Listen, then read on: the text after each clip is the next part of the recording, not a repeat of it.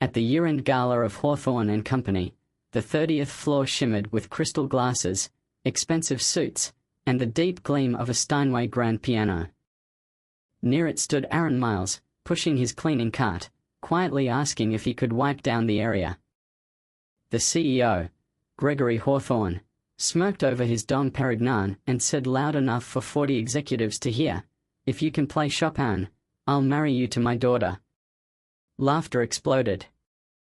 "Or maybe you only know the kind of noise you call music," Gregory added, dripping contempt. Aaron's jaw tightened, but his voice was steady.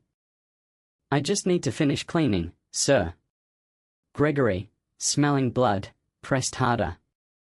"Come on, prove me wrong. Play something that isn't from a children's recital, and I'll double your salary. Fail, and you can find another job." His daughter, Claire, the company's marketing director, watched with growing discomfort.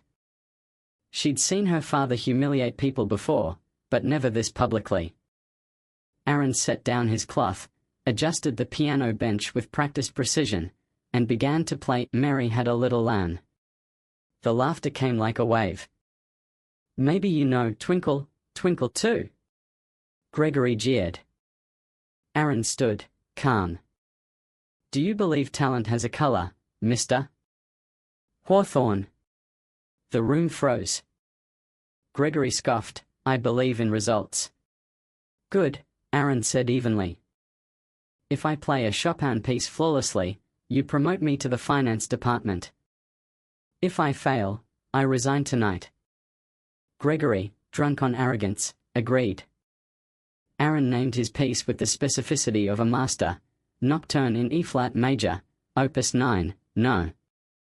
2. Claire caught her breath. There was something dangerous in his confidence. Before sitting, Aaron pulled out his phone. "Mind if I confirm my technique with an old friend?" Gregory mocked him, but Aaron dialed and handed over the phone. Gregory's smirk faltered as the voice on the other end introduced himself as a professor from Juilliard, confirming Aaron had graduated valedictorian. The room shifted. "If you went to Juilliard, why are you cleaning floors?" Gregory demanded. "Because when you lose everything overnight, you do what you must to feed your family," Aaron said. He raised the stakes. If he succeeded, Gregory would also donate $100,000 to the music program at Aaron's daughter's public school. Agreement made, Aaron began to play. The first notes silenced the room. This wasn't skill, it was mastery. Liquid silk in every phrase, precision born of decades, and an emotional depth that made even the most jaded eyes water. Gregory's face drained of color. Then Aaron stopped mid-phrase, turned, and asked, "Do you think this company deserves someone of my caliber?" Gregory muttered something about yes, and Aaron handed him a card. Aaron Miles, former principal pianist, New York Philharmonic, Wharton MBA, as of yesterday, owner of 42% of Hawthorne and Company. Gasps rippled through the crowd. Aaron explained he had spent 6 months undercover, buying controlling shares while documenting every prejudiced remark, every discriminatory decision. 3 years earlier, his wife, Harvard MBA, fluent in 4 languages, had been rejected here after a 5-minute interview where Gregory said she didn't fit the culture. She died in a car accident the next year, the rejection letter still in her bag.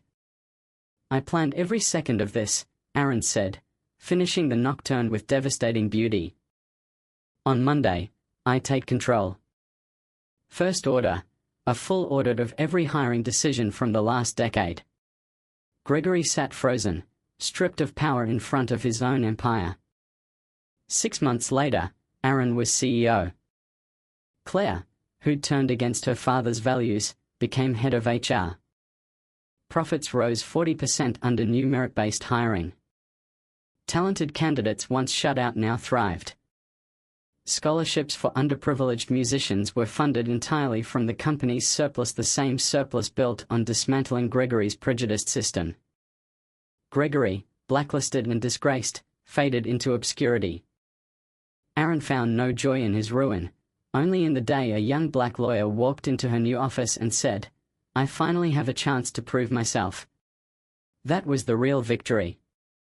Not destroying his enemy, but building something so strong, so fair, that no one could ever again claim people like his wife didn't belong.